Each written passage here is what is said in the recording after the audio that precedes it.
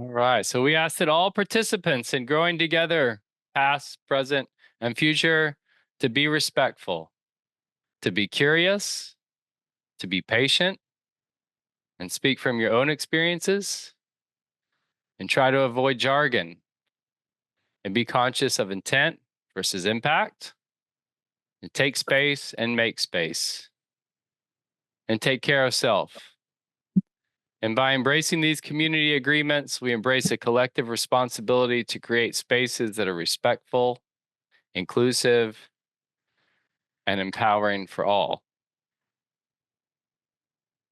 Now, before we continue, I want to take a moment to extend a heartfelt thank you to Decorah Bank and Trust for their generous support of today's virtual conference. This commitment to Seed Savers Exchange and their hospitality in hosting us is helping us make this event possible. So thank you, Decorah Bank and Trust, for being such a generous host. All right, now I'm excited to introduce to you Matthew Raiford. Matthew is a chef, owner of Sixth Generation Farm and Gilliard Farms, a sibling-run sustainable farm in Brunswick, Georgia, owned and operated by his family since 1874. And he's the author of Bress and Nyam, a cookbook that draws on his Freshwater Gullah Geechie roots.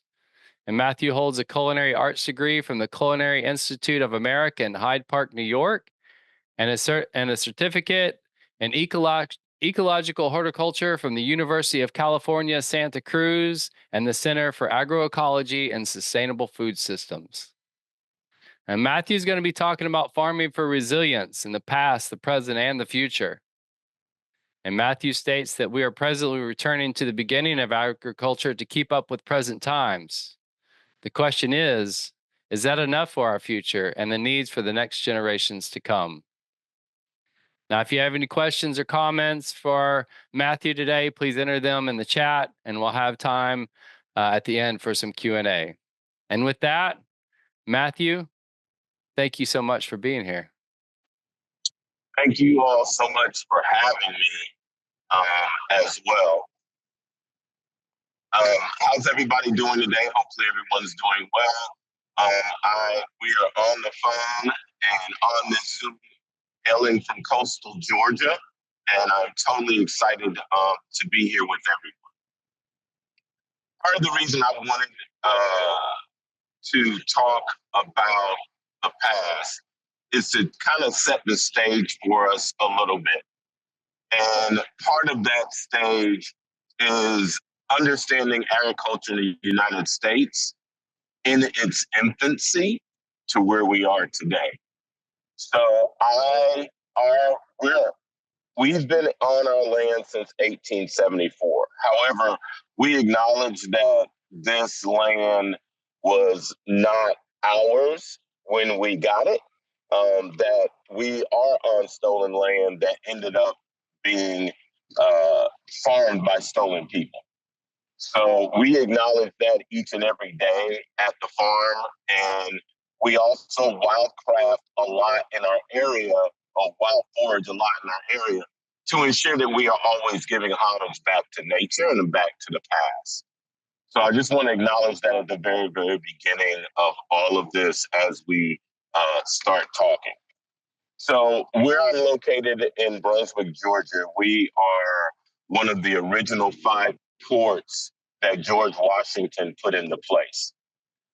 Now, in a very simple way to think about it, is that Brunswick, Georgia was a strategic point for the English to be able to push back the Spaniards.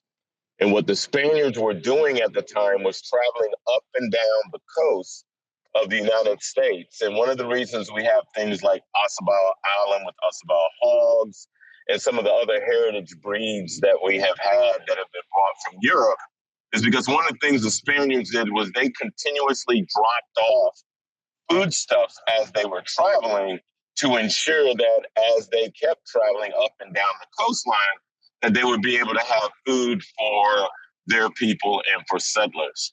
So things like some of the oranges that we have that are down in Florida and some of the old beans and things like that that come from the European background, a lot of it started with that first set of moving in and out of these corridors. We have a lot of seafood also in our area. And growing up, I always remember sitting in school and getting that first conversation about the Pilgrims and how they were able to survive. And that uh, the indigenous people at the time showed them how to plant that ear of corn with fish head.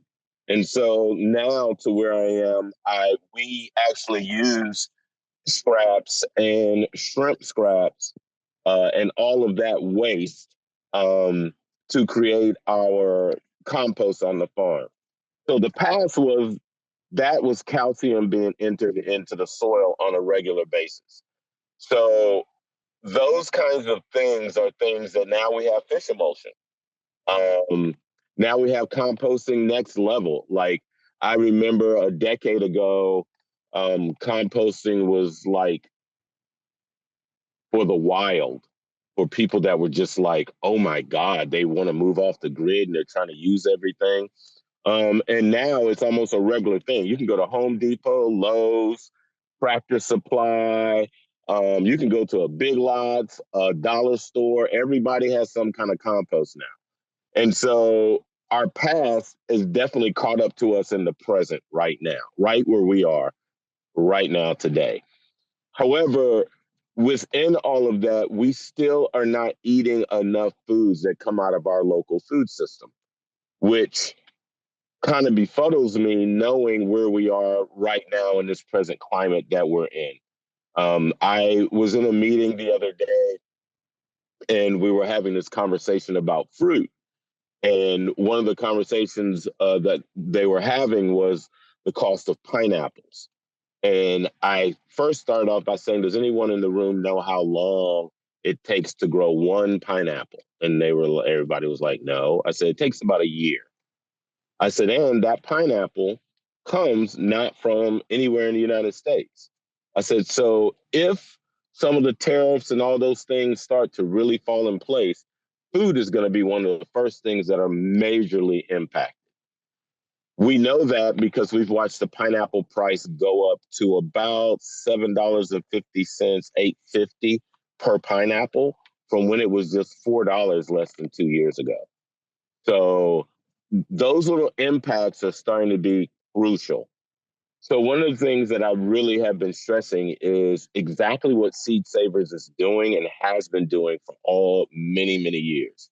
And that is, if we're going to think about a sense of place, that we should, in our local food system, that we should be saving every seed from every crop that we plant, because within the climate change that we have right now, within all of the things that are happening, the resiliency is going to be from those seeds. I see that every day. And often it's really interesting because we have started here on the coast where we've went this winter. I've been home for 12 years now, and this was the first winter that we've ever had snow in Brunswick, Georgia, and I don't know how long. We also had one of the longest freezes we've ever had. So a few years back, we kind of had a freeze, and it kind of messed up the blueberry system that was here. Georgia's the blueberry state. But this past freeze has really, really did a lot of damage where we are. So now we're into the present. Now we're talking about resiliency by saving seed. Uh, how do we move forward? Because, our forefathers saved seed. How did we get to this point where we're just like, you know what? I'm not worried about the seeds anymore. Well, when we did get to that point, we also went to overly processed foods and the like. So that also pulls us up to where we are today. The most nutrient dense food that I have been able to eat has always been food that has been grown locally where I'm located. I have not seen it come from other places. It's what's around you. I always say, and have seen, and have even heard doctors even say, that eating out of your local food system is almost the same as telling someone, hey, if you have allergies, you should do a little bit of local honey. So if we're saying that with honey and the bees, then for sure those bees that are pollinating our food that's here in our local area, we should be golden. And we need to keep working on having more of those things at our fingertips. Now, where are we going with all of this? Well, where we're going is I'm the sixth generation at Gilliard Farms. My son is at the farm right now today. He's the seventh generation and part of my small clan of seventh generation that's working on the farm, trying to figure out how their children's children will still be within the food system. And one of the interesting things that happened last night, my son and I were out finishing planting watermelon starts, cucumber starts, and what was the other thing? Oh, shishito peppers. And one of the things I had told my son some years back was that as we continue, as he sees what he's planting, is he paying attention to how it's growing and what's happening, the weather, what happens when he waters at night as compared to him getting up early in the morning and watering? And he just happened to say to me yesterday, he was like, Dad, I had no idea that it was this much into growing something as simple as okra. And I started laughing. I was like, but you know, you've come out here to the farm many a times. He said, but I had no idea really. He said, because I I don't live in an area that's agriculture. So he'd been up in Atlanta most of his young life through high school. So when he came down to Brunswick, he saw things growing, but it was always like almost the end stage, right? So it was like harvesting time. So he never really seen an okra plant, and it's like, you know, first set of cotyledons off and starting to grow a little bit. And he was like, how long do I have to go before we get this? And then he looked over at the yellow pear tomatoes and he was like, 70, 80 days? We got 80 days before I can eat tomatoes? And I was like, yeah, sorry. You know, without us really teaching this to all of our communities and having more conversation, the thought process of instantaneous food always being there is just going to continue to grow. People really believe that food is always there until they go into the grocery store and there's no milk, or until they go in the grocery store and there's no eggs, or the egg price is at $8.50 for a dozen. That's when people start freaking out.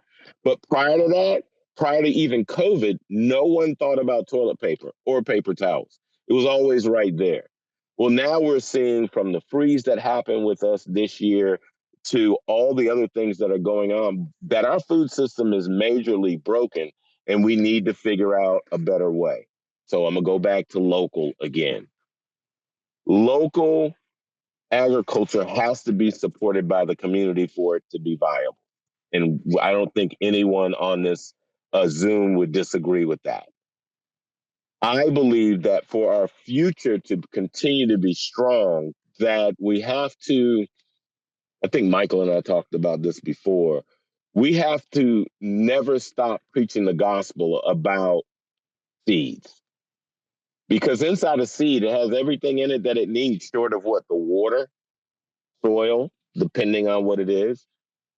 So if the seed, all the stuff that's in the seed, if it already knows what it needs to do, saving it, and then every year planting it so that every year it realizes, okay, how hot did it get?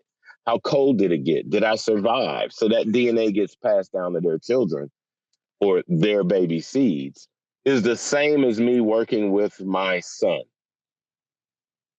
If I don't give him the information, if I don't show him these things, he's never going to know. He's not going to know how to do it. And the reason I say that is because I have gotten seeds from various companies over the years that were really not ready to ever go in a climate like Zone 9A where I live.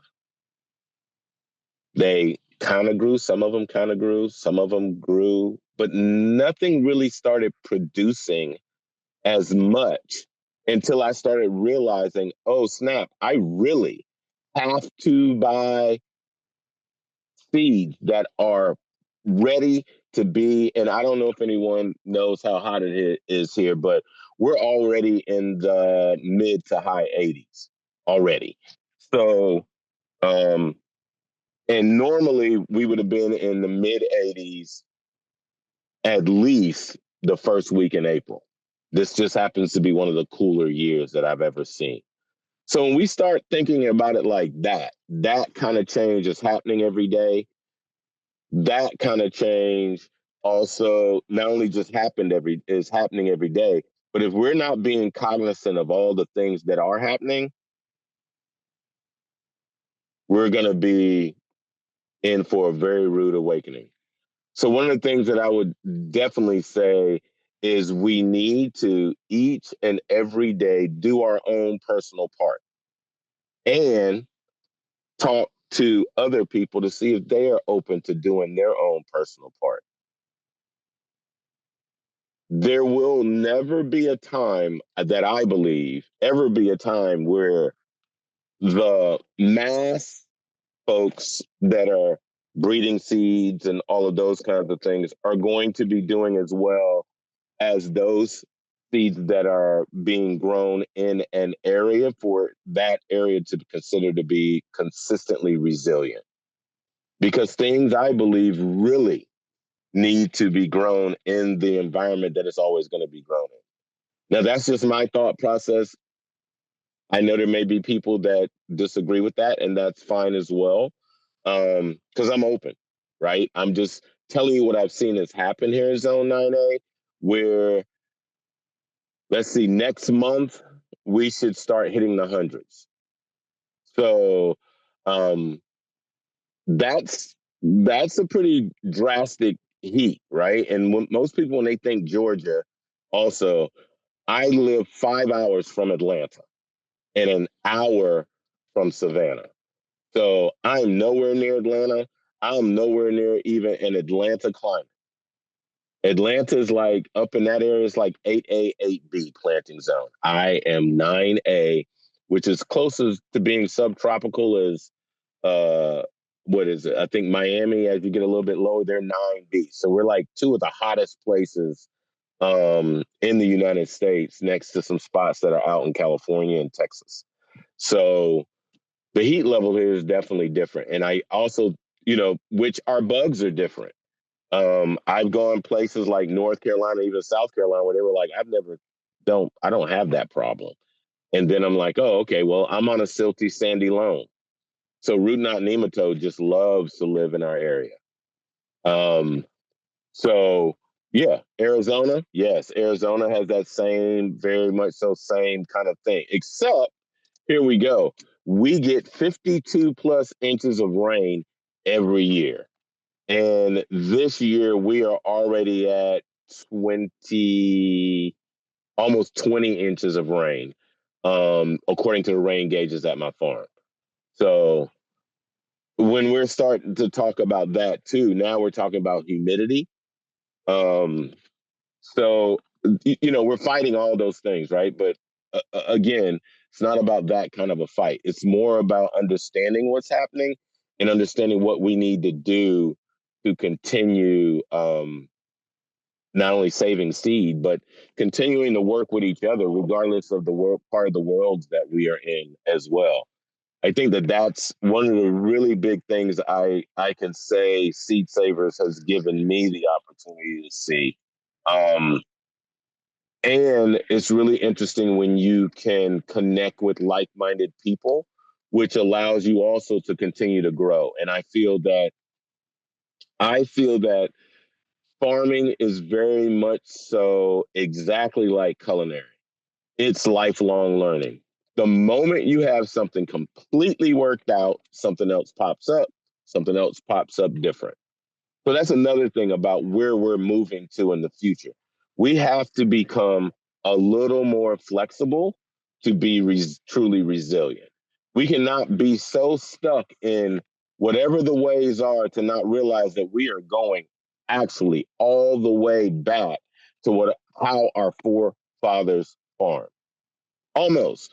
Maybe we're not behind a horse or a mule or anything like that, but some of us do that. Some of us have draft horses. Some of us do that work just like that.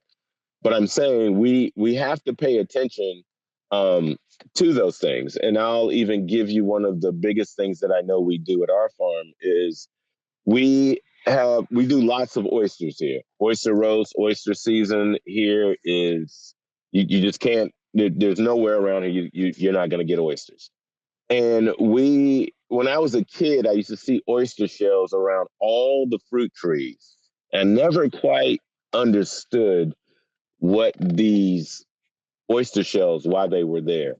It wasn't until, let's see, maybe I probably was like well into my 40s when I found out or started to understand where these big giant oyster shells, that some of them are still out of the farm from way back when, will never stop giving up calcium.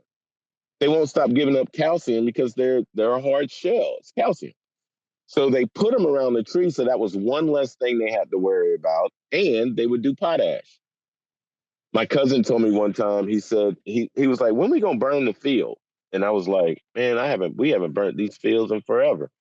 And so a controlled burn, and I had almost forgot about that process. That a controlled burn also puts all of those good things back into the soil after a full harvest.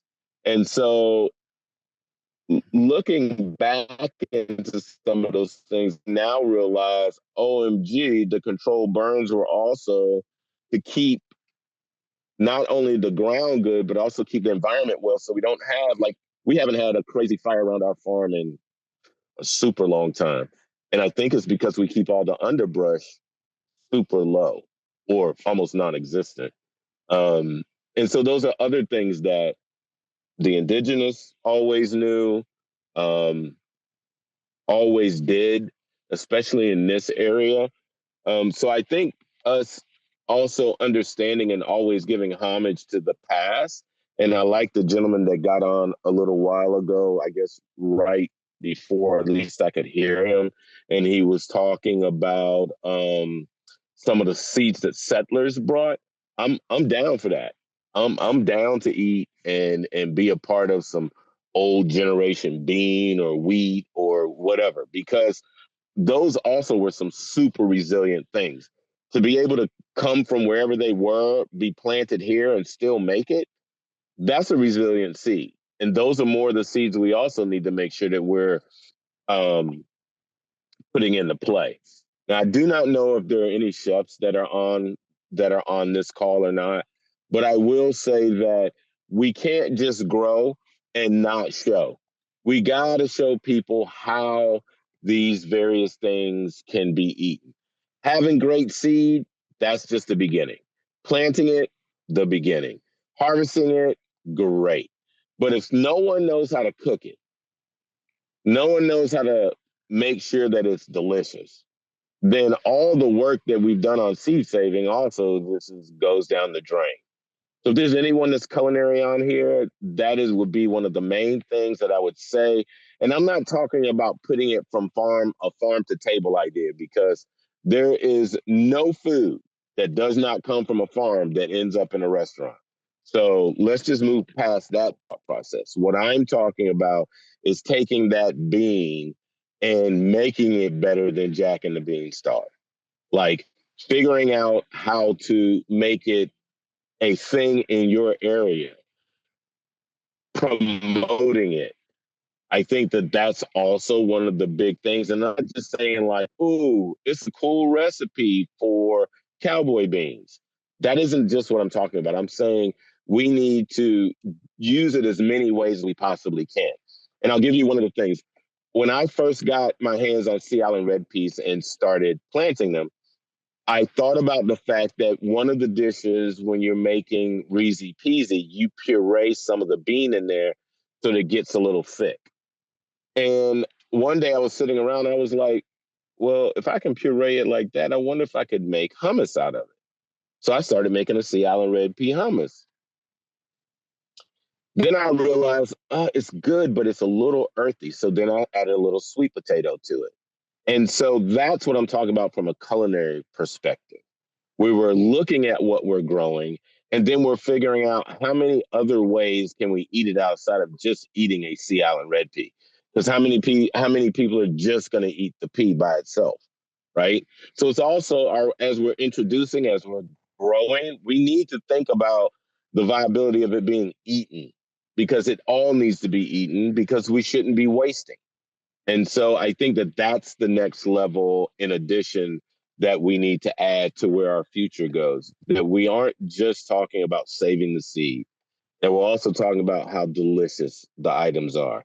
We're also talking about how long it takes to get to that item. I think that conversation has almost been completely taken out of the food realm. And so when people can walk into a grocery store and see that tomatoes are there all the time, and that English cucumbers, pickling cucumbers, that there's always apples, that there's always oranges, the thought process is that there's a magical unicorn or cornucopia that just pops it out whenever somebody wants it. But all of us on this call know that, arugula and radishes are like those short runs, right? 20 something days.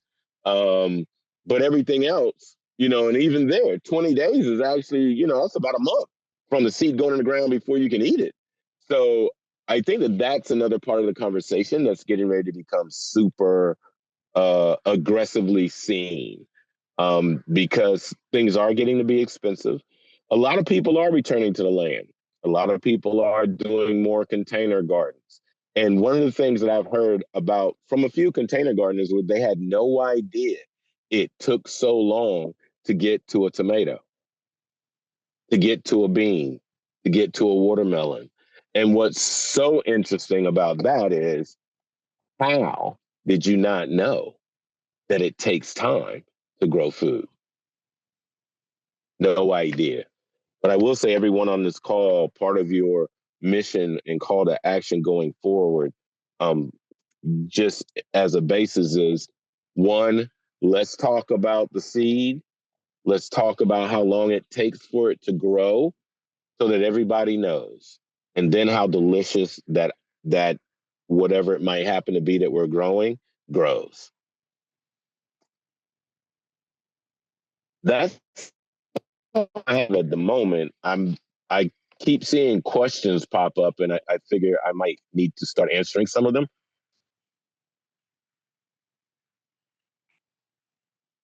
Do you Hey, want me to just, Matthew. hey, how you doing?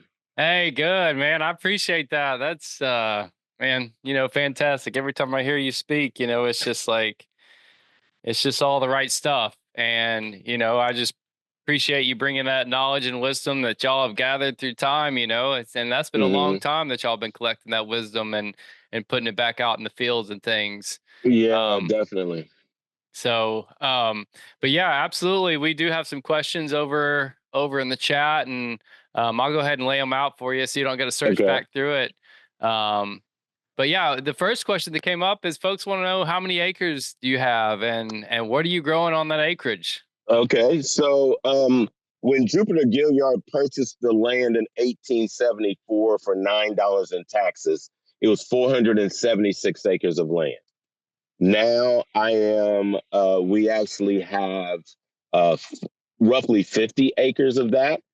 And if you are of African descent and live along Galilee Road, we are related, because as people married into the family, uh, they were given land because, they have no money, but we got land, cut some trees down and build your own house.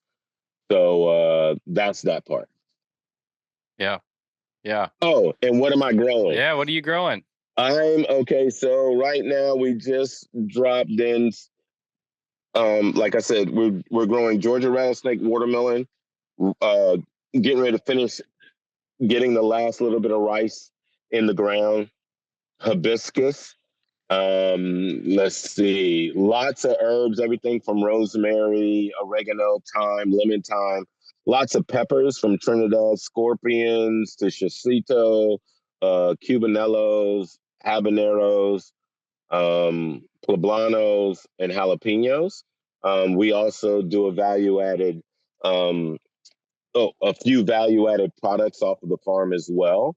And then we also have, well, I'm getting ready to drop out another 30 baby chickens. So next couple of weeks, we'll have almost 100 chickens. And right now, we're getting well over 12 dozen eggs a week. So to give you an idea of our egg supply here. I'm trying to think lots of potatoes and sweet potatoes as well. And our potatoes and sweet potatoes we grow inside of rubber tires and grow bags. Nice. Nice. Yep. Yeah. And so, our good friend Spencer was wanting to know, as we return to some of our older, farming practices, and just in, looking at, agriculture through time, how do we avoid some of the mistakes we made along the way, you know? Well, Soil I, is one thing that comes to yeah, mind for me. right. Yeah. Soil would be the top priority. I think if we were to look at it from the standpoint of health, right, I would look at our soil from the idea of someone that smoked, right? And then realize, oh, I shouldn't smoke. I got to do something better. And decides that they're going to go cold turkey. That's the way we have to look about going back to the way things were. Are we talking about back pre-chemicals going in the ground? Because there weren't a lot of mistakes then except for us ravaging everything. So I from what I know of our history, it's been about take, take, take, take, take, and not give back. So I think if we were to do anything, it's we take care of the soil, knowing that everything starts with the soil, and continue to treat it as though it is a living organism. If we don't do that, then yes, we will definitely uh, wreak havoc on all the things that and all the good work that we're trying to do right now. Yeah, and I think you touched on that a bit, how you're using the oysters, how you're using the shrimp, and how you're, Mm-hmm. which is all modeled after, farming practices that were here before any non-indigenous folks showed up on the lot, you know. Absolutely, absolutely, absolutely. And I think that that's the other thing too, is that within, and I like how you just worded that. I also believe that we have to stay in communication with each other in the most I like the rules that you read off at the very beginning. I think if we were to treat the seeds like that and each other like that outside of just being on the Zoom call, I believe we would never go back to prior mistakes. Yeah. Yeah. We look at our local, the nature on our property. We look at our Mm-hmm. community in that way. We look at the soil and everything living around in the same way. Yeah. Yeah, absolutely. Yeah. Um, and so Sapora was asking, as we all know, and this kind of plays into that last, place we were at, that most of American agriculture, you know, has relied on an exploitive Mm-hmm. approach for labor. Mm-hmm. So, what's your approach of labor on the farm, and how do you make sure to avoid exploitation? Well, did anybody see me on the call? I'm Black. I'm African American. I see exploitation every day. I never want to be exploited, so I won't exploit anyone else. I believe in fair wages. I know that we're working on slim margins, but guess what?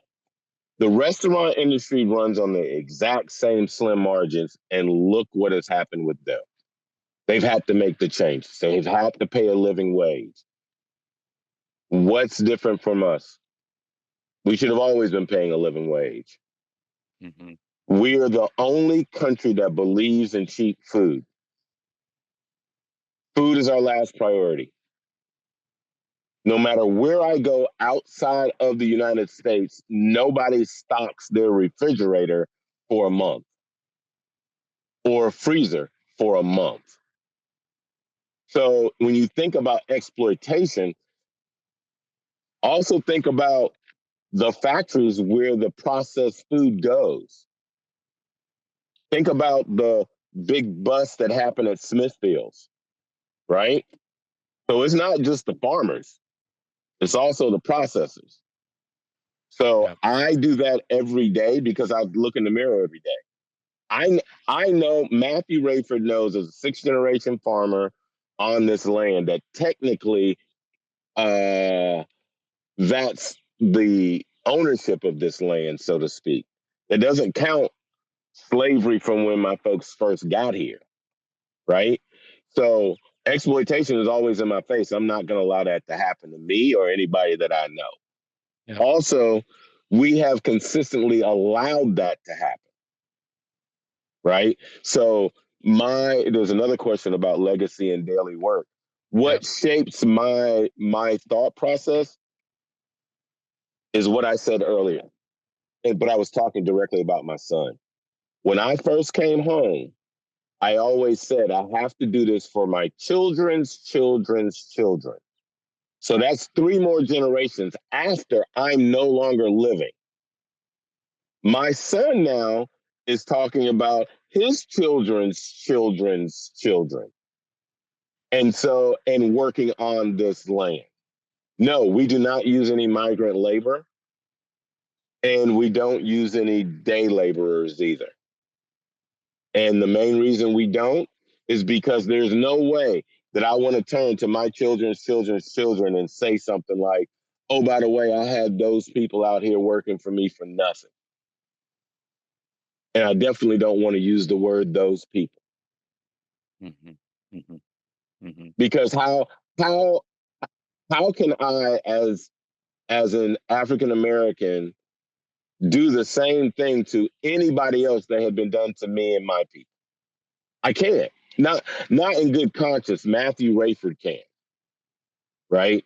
And one of the reasons I think that my great grandfather and them even started doing as much seed saving as they did, and some of you all might even be like, "Ooh, I hadn't even thought about that part."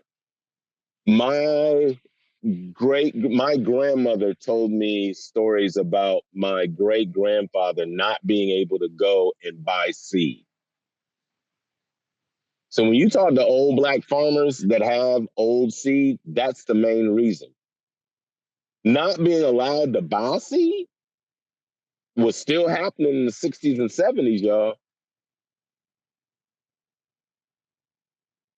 So when you start talking about it like that, you're like, oh, yeah, that does make sense, doesn't it?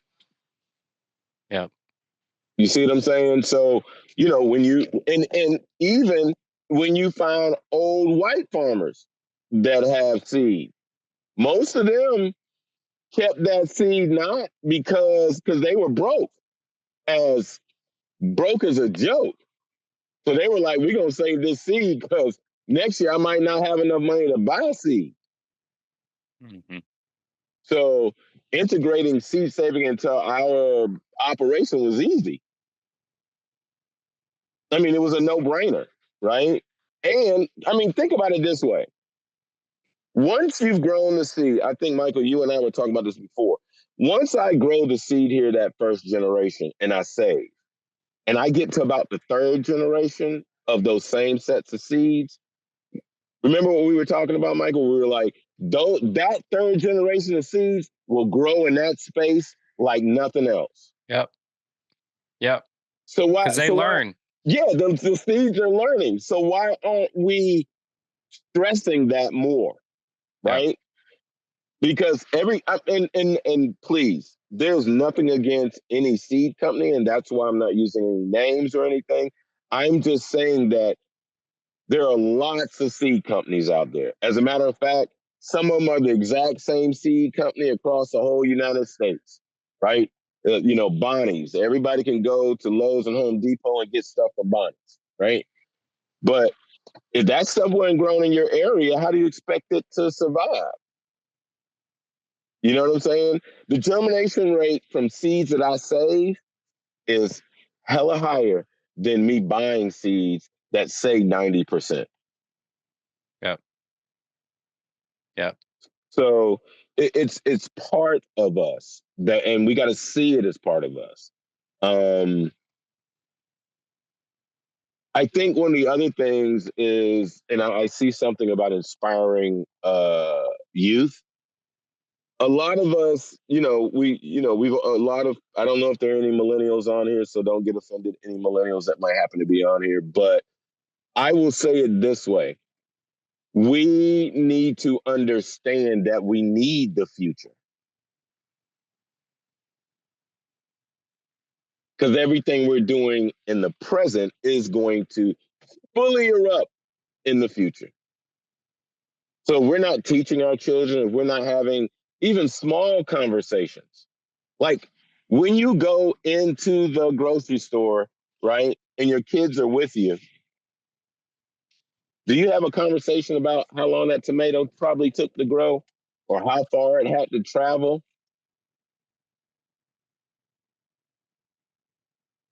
We don't. Or why we're not going to buy something? Right. Or why we're not going to buy something. Like having that conversation is what stimulates their brains. And we can even think about it this way. Chat GPT is a thing. It ain't going away. AI is not going anywhere, right?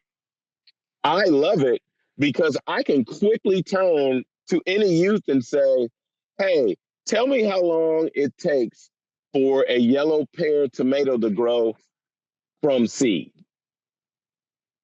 And they can do it almost instantaneously, right? If they've never grown one before. I'm okay with that. I'm okay with taking my iPhone and walking up to something and taking a picture of it and then opening that picture, finding the little leaf and clicking it and getting plant ID. How many times have people on here walked through on their great nature walks and was like, what in the heck is that right there? I never seen that before. Now you can take a picture and within seconds, you know what it is. The youth are already, anyone that's millennial or younger have grown up with all of these things. Why aren't we enticing them to do this? And I'll put it to you this way.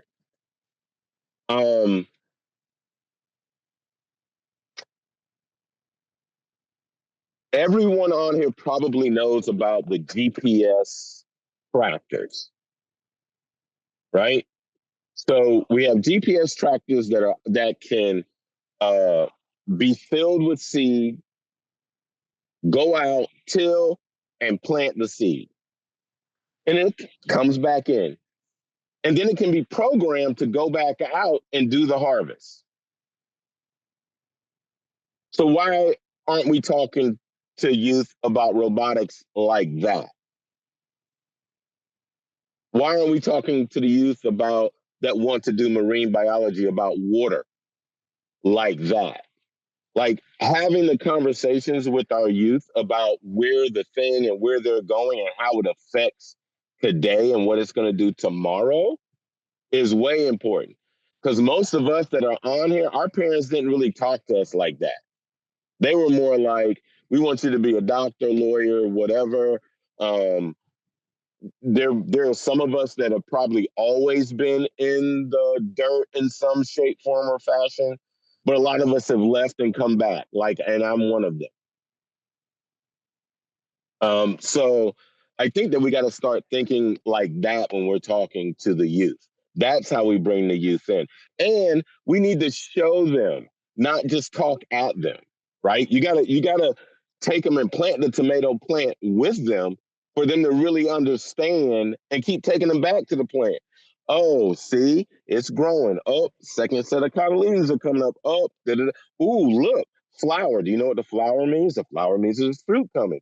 Like, they learn all this stuff in science and never get to see it in reality. Mm-hmm. Never.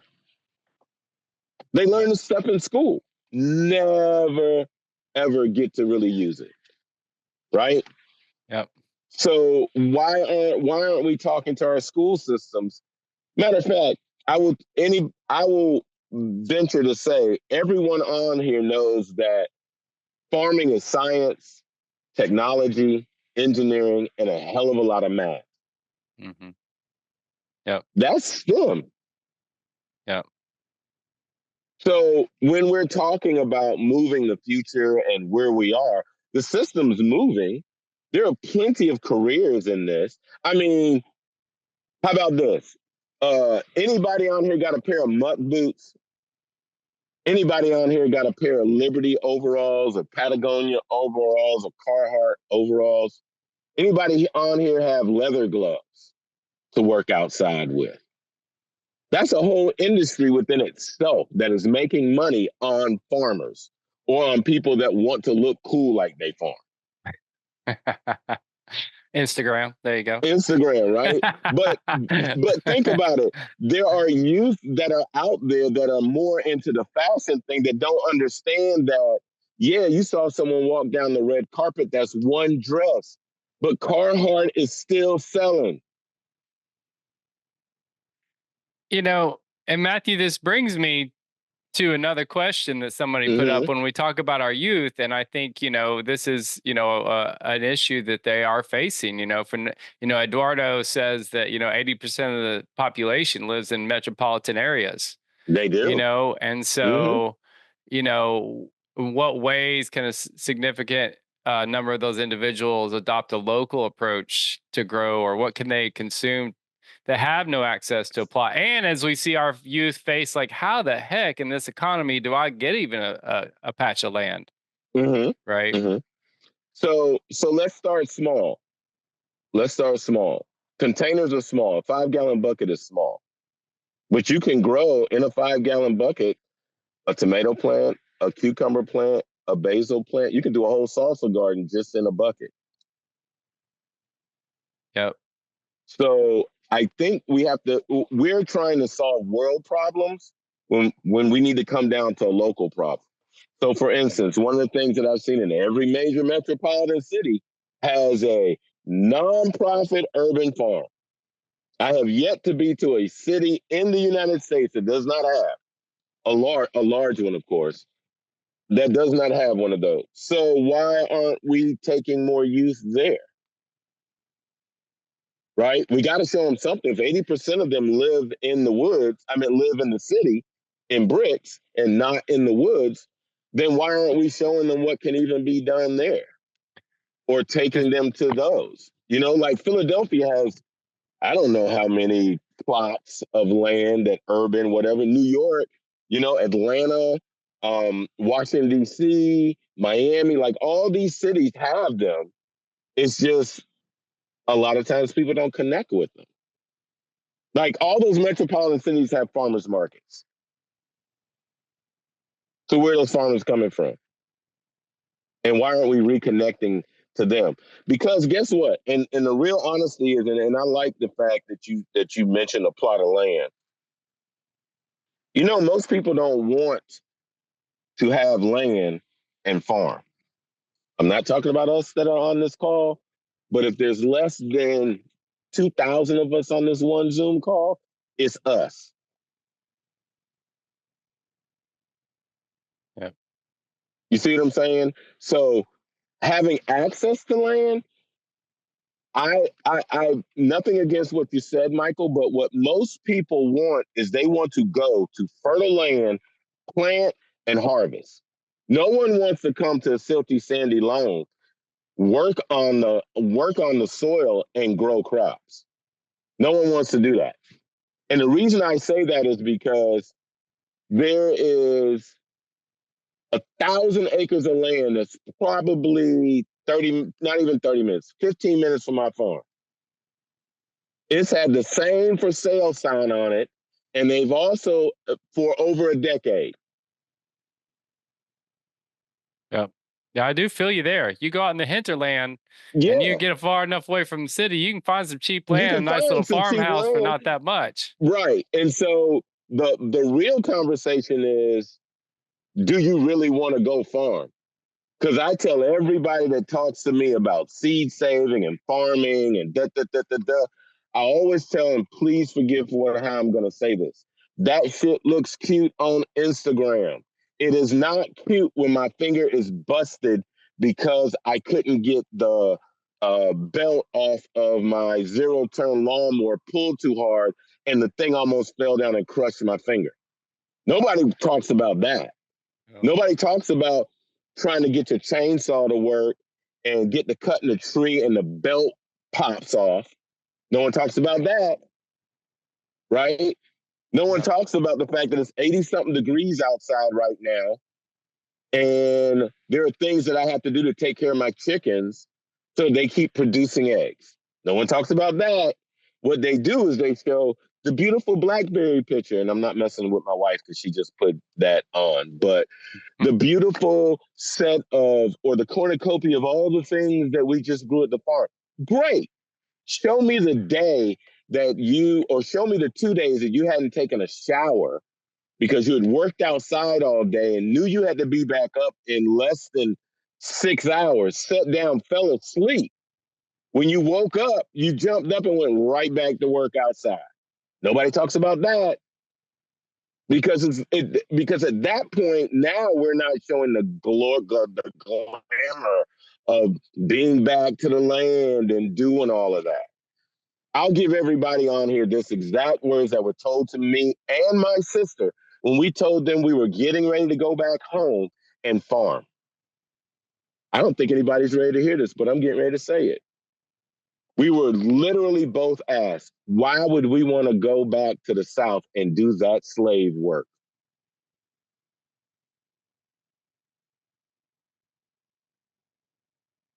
Yeah. I mean, that's the reality of what this work is not for the faint of heart. What was It your looks. answer? Oh, what was my answer? Oh, my answer was, guess what? This is how we eat. This is how we live. Like the world that you're living in right now is getting ready to change. And I said that in 2010. Yeah. Well, you had a And couple look, people in the chat sympathize mhm. with you on complaining about that mower. Amanda says she's complaining about that mower belt herself, but luckily Kimberly had a son that could change the filter and the oil on the tractor. So we got some young folk helping folks out today with that kind of stuff. You know,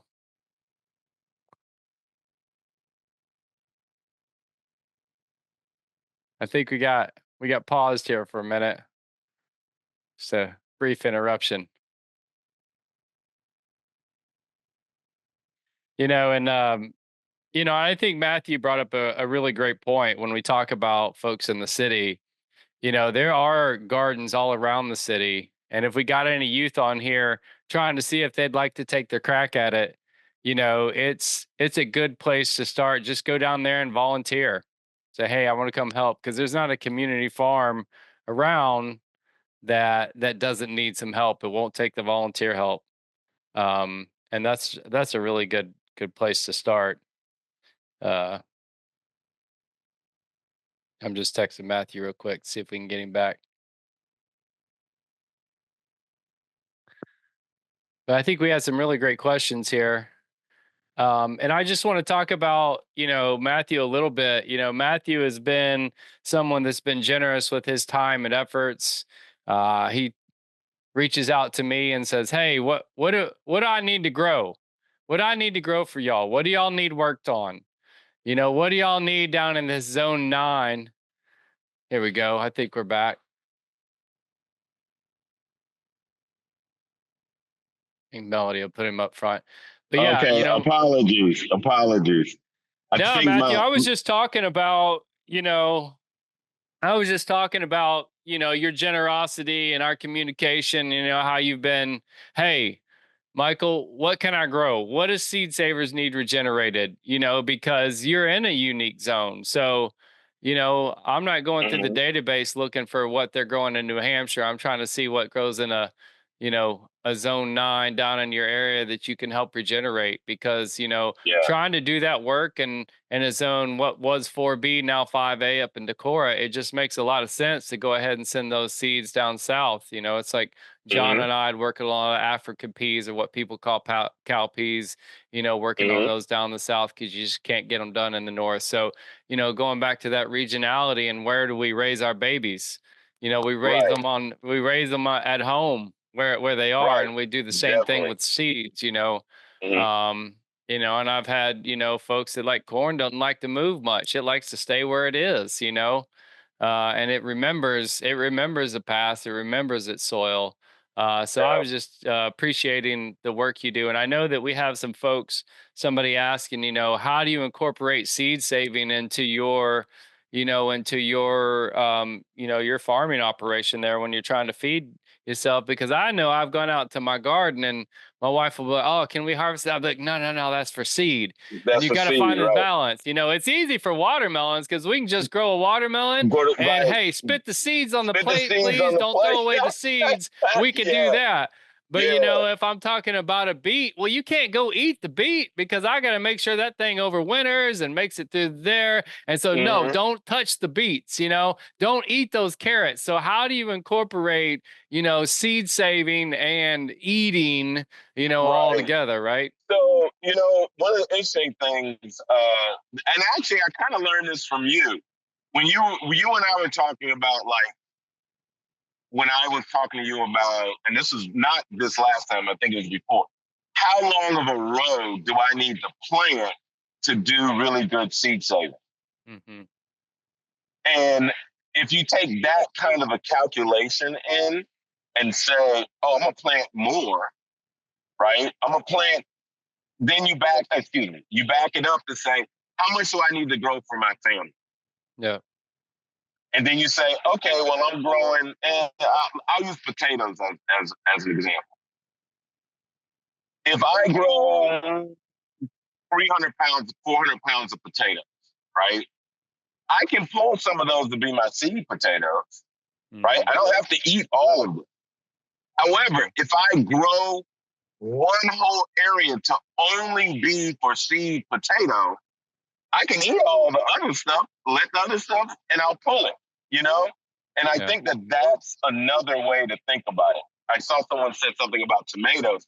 Anything that's a fruiting thing, like a tomato, a pepper, things like that, that you can just, watermelons, you can get the seeds out of instantly, let's do it, right? Yeah. Anything that takes that extra needs to like grow, grow, grow, grow, grow, and then, we shake it a little bit and get some seed. Let it do it. There's Yeah. no, as a matter of fact, I think the thing also is if we're personally seed saving, we forget how much we really need. And the Hmm. easiest way for me to say this is, or give you the number, we grow hibiscus out of the farm. Every hibiscus has 30 seeds inside of it when you harvest. 30. We have been counting it for years.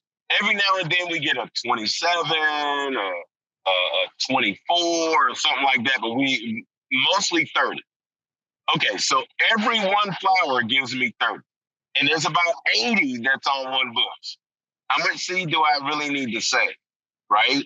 Yeah. Unless I'm thinking, not only am I going to save this seed, I'm also going to send it to other people, sell it, or whatever. Hmm. That's the way we look at saving seed, right? So, Yeah. sea island red peas, as soon as I started growing them, I started giving them away. I get they can grow anywhere on any kind of soil. It just needs at least 90 days of like pure heat to get it really going. And it needs no nitrogen. It needs nothing. You're supposed They to don't put it in the worst soil ever and let it happen. they don't like prosperity. They don't like prosperity at all. But see, once you know that, I think that's another thing, Michael, and I know I'm probably running way over my time. A lot of times we don't realize what the plant really needs. We just presume that everything needs some amount of compost. Everything needs some amount of whatever. What we've been doing at the farm is recently we've been planting and not doing anything. Like planting it, no extra compost, no nothing, and even see if it'll sprout. And then we've been able to see, because we do a lot of direct seeding, and then we're able to see, like, okay, is the seed even good? So I think there's a lot of those kinds of things and we have to be open to experimenting. And here's another thing that I will say most humans do not like. I would venture to say no human likes is failure. Most people do not like failure. So if they don't get seed, they're upset. If they don't get the thing, they're mad. I can't believe, or they come back to you and I, Michael, and say, well, you told me that if I did blah, that it would work and it didn't. Yeah. Like failure is something that we need to be okay with. It's part of the game. It's part of the game, right? And food is about failure. Please believe the first vanilla bean that came about, it was actually failure. You know what I'm saying? Think about all the food that has actually become actual food. Do you think when someone first saw watermelon, they knew that they could eat it? Yeah. You know, like first saw muskmelon. Oh, think about the Italians when they first got tomatoes from South America. They thought it was the devil's food because it was green, then it turns red, and then it spoils quick. So I think it's like we have to think about our food also like that. What is our own personal relationship with the carrots that we're planting? What's our own personal relationship with the beans or whatever? So yeah, and you know, Matthew, that brings me to maybe my last question I'd like you to touch on. You know, I think it's a way that we get to the youth. It's something that you've done very well as a chef, and just taking cooking traditions that have been in your family through time and shared those with the world to show how do we cook these things. But I do think that universal, people like things that taste good, and we can show the youth, hey, this tastes really good, but this is what it takes, and again, how do you use it? Growing seeds that are culturally relative, because there's certain dishes that need a certain variety, and if we can't get those seeds, we can't cook our native dishes. And so being not only in growing something, but cooking with that. What have you learned? What is being a good cook, chef taught you about farming? And then maybe the reverse, because they can teach you both a lot, right? And yes. Maybe that's too big of a question for 3 minutes. No. I would, I can answer that pretty short and succinct. Repetition, repetition, repetition, repetition, repetition. You have to plant all the seasons. You have to keep your knives sharp all the time. You have to cut or dice the exact same way to get the exact same dish. Same way with farming. Repetition. It needs to go 6 inches in the ground. It needs to be planted according whatever. It needs 12 inches of spacing. You got to do that every time, right? But then you got to get to the point to where it's second nature. You're not going back into your little book going, oh, okay, what Michael said, Cindy said, Joanne said. You need to get to this point to where you're like, okay, rice needs to be 12 inches, and I'm going to teach somebody else that I work with that, right? So it's also about, one thing that I've always said about culinary is it does not work for a chef to be in the kitchen, be the only one that knows how to cook. You got all these people in the kitchen, and you're the only one that can make this one marinara sauce, right? So one of the things I'm trying to do right now with the 7th generation, and actually we have an 8th, is actually to say, hey, this is how I do it. I want you to learn how to do it this way, and guess what? You may go over and talk to Michael Washburn, and he might do it completely different. I want you to know that Daddy wasn't wrong. Michael just has another way, right? And so that's another thing. It's lifelong learning. I can tell you how many different times and how many different ways I've learned how to take beef broth and turn it into a consomme. Everybody has their special little trick. I grind the meat that I did this, and I only use duck egg whites. I don't use chicken egg whites because they don't get frothy. I mean, there's all these different ways to do the exact same thing, right? So the repetition, my guy. If you don't do it in farming, guess what? If you don't do it in farming, then it's for naught when I get the food, right? Because it starts with the seed, it becomes the item, and then I manipulate it to be something that's great. Delicious. But it was already great when I got it. You know? But, you know, I'll also say this to everyone that's on here. I love seconds. I love misfits. I love grabbing the things that don't look good, but are still going to be tasty. Who cares if it's an ugly tomato? You're going to slice it anyway. Who cares if it's a bumpy carrot? You're going to eat it or shred it anyway. So I've never understood that thought process. And it probably was some anal retentive chef that came up with this thought process, and it played out into the farming world, right? Because when I grew up, I remember getting sweet potatoes that were like all like this, and potatoes that were like this big, and next to it was a potato this big, all of it on the same thing. I remember doing field peas and snap peas, and some of them being purple and green, some of them being green, some of them looking like someone had overcooked them in the green, like all off the same plant, right? Nobody broke all those down and said, you know what, baby, we only gonna keep the green ones over here. The purple ones we gonna throw away. My grandma would slap everybody in here. My great grandmother for sure would, and hit you with the cane. Throw away food? What? Yeah. Do you just pick the leaves off of parsley and throw away the stem, right? Right. Oh my God. You know, how about this? I just told somebody this the other day about carrots. And then I'm gonna be done. I'm not gonna say anything else after this, I promise. So when you take a carrot, I'm gonna give you 5 things you can do with one carrot. Okay? You just got one carrot. So most people, when they get a carrot, they peel it. Okay? So this is a whole carrot with the top and the stem and all that, right? Okay, so you peel your carrot. You save those peels and turn them into carrot bacon for those of your friends that are vegetarian but still or vegan that still want to have things that look and or taste like meat. That's not a slam on anybody. It's just the reality of it. When you ask me for carrot bacon, I know that you really want to eat bacon, but you're trying to stay within your vegetarian vegan world. That is reality, and I'm okay with it. I love it. The next thing is, I've only peeled the carrot. The top and the stem are still there.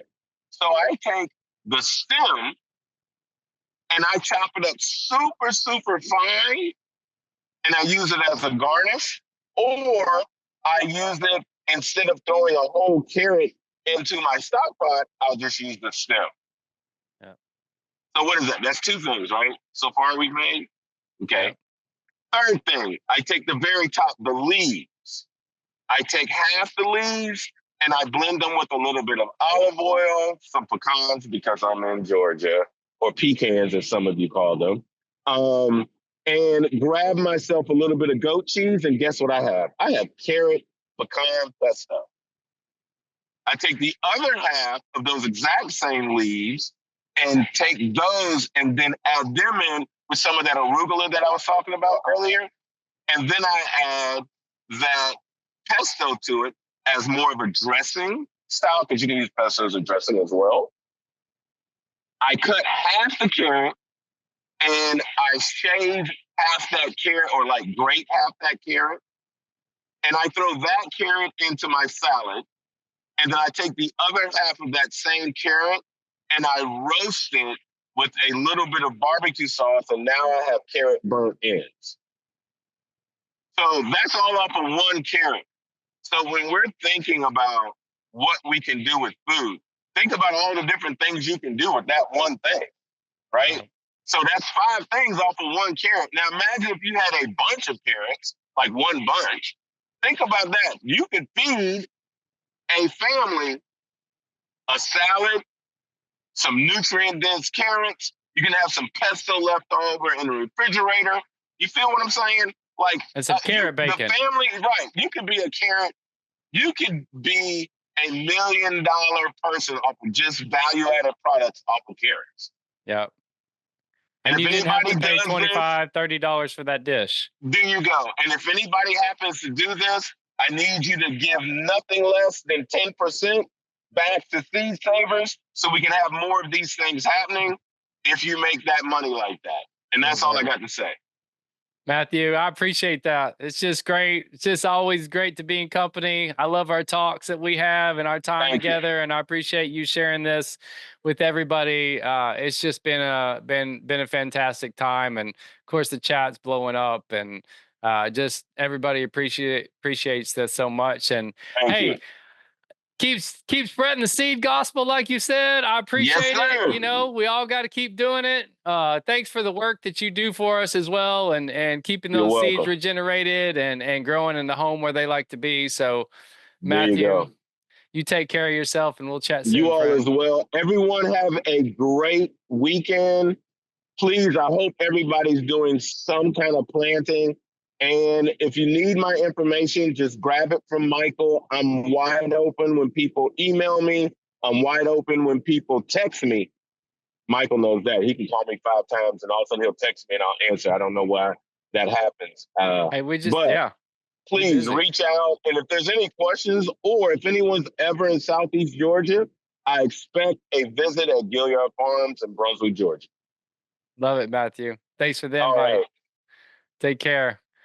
All Yeah, right. so special thank you, again to Matthew. Thanks to the audience for showing up. We had a great showing. Everybody was, just really involved with this, and I appreciate all the kind and sweet comments y'all put in there and all the good questions we had. Make sure you stay with us because up next is the Heritage Seed Library. Grow in the past and sow in the future. That's going to start here in a couple minutes. And what we have on the screen, folks, please join us for our in-person 50th anniversary farm in Decorah, Iowa, August 8th and 9th. It's going to be such a special, wonderful time. We've got just an excellent lineup of speakers to celebrate this exciting time of 50 years of seed preservation work done by Seed Savers Exchange and the fantastic teams that we've had through that time. Registration is open, and we'll be sending out a little bit more information in the coming days. So please come join us if you can. All right, take care. Enjoy the rest of the day.